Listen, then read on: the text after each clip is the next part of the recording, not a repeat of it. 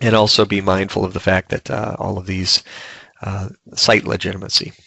And speaking of that, I guess let's take a look at lookalike domains. Again, with the legitimate.corp can be altered in many different ways to, be an illegitimate. And essentially what's happening here is even recognized companies, right, like Microsoft or your ADPs of the world, people will oftentimes manipulate Microsoft to be micro, and the O is a zero, something like that, soft.com. They'll basically register those domains and then send out a bunch of phishing type campaigns, and then ultimately that site is shut down, right? So those happen and have happened in the past with regards to Microsoft and ADP. I want to let you know that even our organization, Peters, this goes back maybe a month ago, we had Peters, PETERSS.com, was suddenly registered, emails were sent in particular at one of our customers. Someone had been using a business email compromise, something we've been chatting about for several months now, and I think we'll touch on it today. They used Peters with an S, extra S, to send to one of our customers and request payment of an invoice. They apparently had been monitoring one of our customers' email boxes, saw that we had legitimate interactions at peters.com, and chose to essentially spoof and make a lookalike domain at Peters with an S, extra S, and try to solicit money out of them. That provided us to send out warning messages to all of our customers with regards to only interacting at peters.com, certain email addresses and sites. But be careful, be mindful, I guess, of those domains. Most recently, there's a story about KnowBe4. KnowBe4 is a training company that actually trains people to recognize things like lookalike domains, and even their website.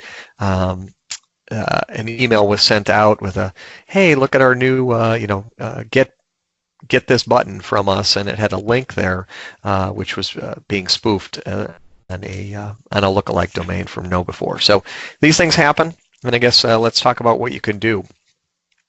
So first of all, from a risk profile perspective, we have the capability to look at domains that look like yours. We have a tool that will basically go out and look for lookalike domains and determine which of those are registered and are available to be used.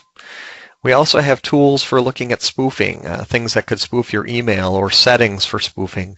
There's tools for doing that. We can also look at your DNS. There's tools like DNS Stuff and others where we can look at your DNS and make sure those settings are set up properly. Spoofing can also occur on ARP tables in switches, so usually that requires physical access to a switch to be able to do things like that, but spoofing can occur in a number of different ways, and we have a number of checks for that. As you may have heard in previous months, and certainly on all of our webinars, we're certainly talking about our capabilities to watch and evaluate about 22 different metrics. Some of the ones that are really important that we're looking at are foreign mailbox logins.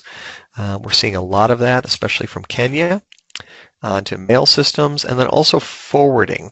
Obviously, mailbox forwarding is something legitimate that can occur, but when it's occurring out to the Gmails and so forth of the world, you want to know that it was your user that's doing that, and not some foreign entity or someone looking to get your email messages onto a system that they control. So all of these things are partly identifying the check.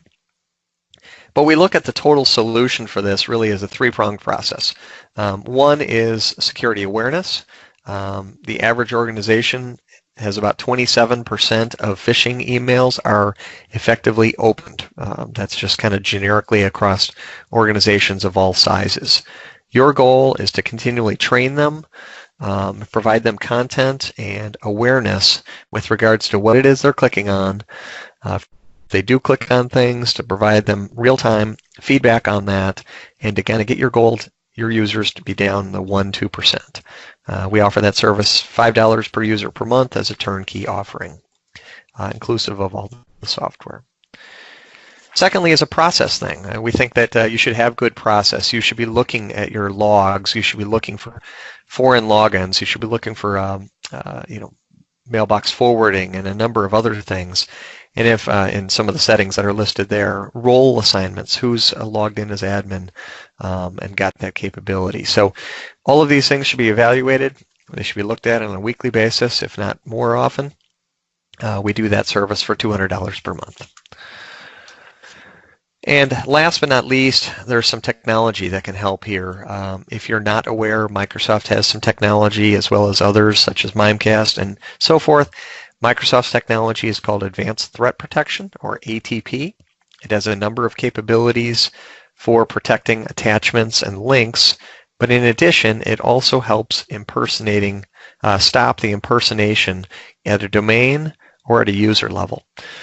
We can cover that in more detail as to how that helps, but people, process, and technology are ultimately the answers for solving some of those challenges.